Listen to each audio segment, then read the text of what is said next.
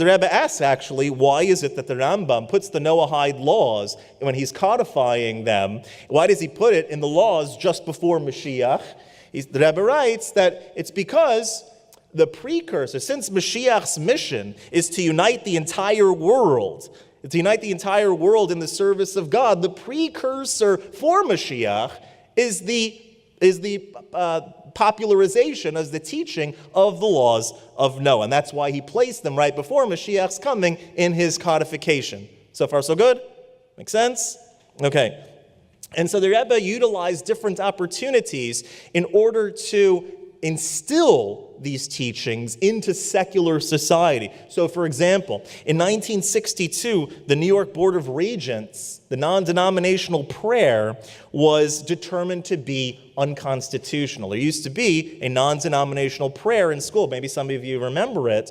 That was said. It was deemed unconstitutional in 1962. And so the Rebbe strongly encouraged that this ruling be overturned, and stressed that this sort of prayer would be good for kids in school.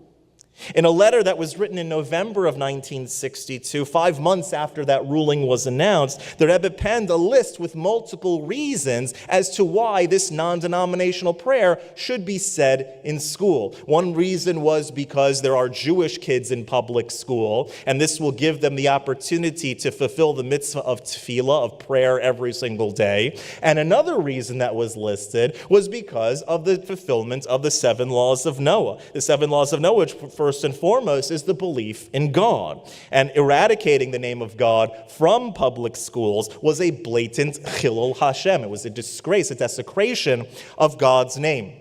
It was only a bit later, 1980s, that the Rebbe, when things just weren't rife for having prayer, non-denominational prayer in school, that the Rebbe, for lack of a better term, conceded to the idea of a moment of silence rather to an active non-denominational prayer.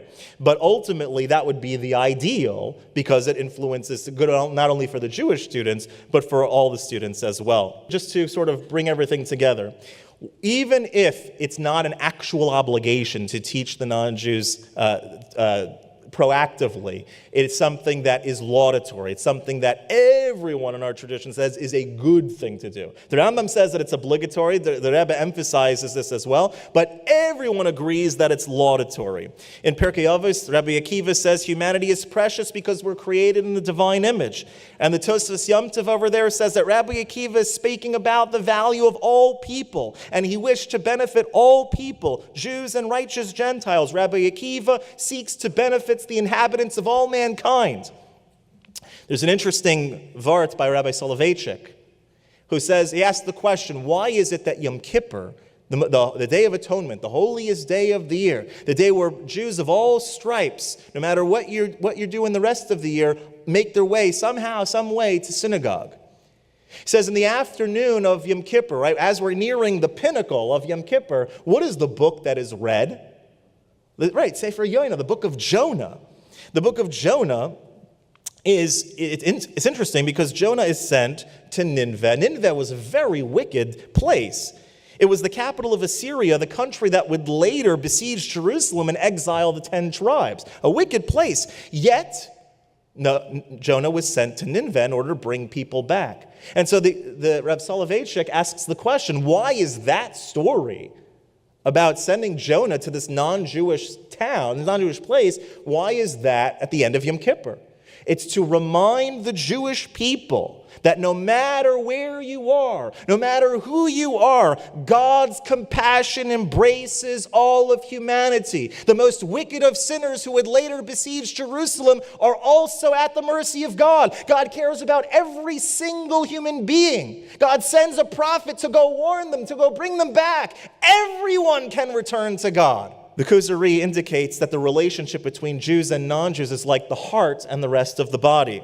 And so there are many, again, theological and halachic reasons why it's proper to teach non-Jews the laws and the ideas that are relevant to their lives. Together, Jews and righteous Gentiles fulfill the purpose of creation. I want to leave you with this thought, something fascinating. Okay, it's a fun numeric potion, I guess we'd call it. It's a fun numeric value. Our sages teach, right? The Mishnah teaches, Kol Yisrael yesh lahem chelek le'olam haba.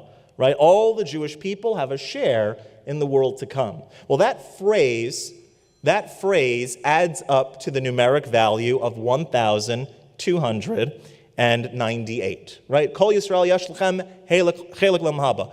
All the Jews have a portion in the world to come. The Rambam, in codifying his laws, also emphasizes that Chasidei Umas Ha'olam yesh lahem chelek le'olam haba. All the righteous of the nations of the world have a share in the world to come.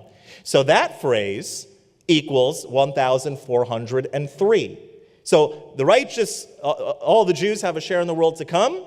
All the righteous Gentiles have a share in the world to come. It's 1,298 plus 1,403. What is that together? It equals 2,701. And you know what verse in the Torah equals that exact number? Bereshis bara Elokim et hashamayim ve'et haaretz.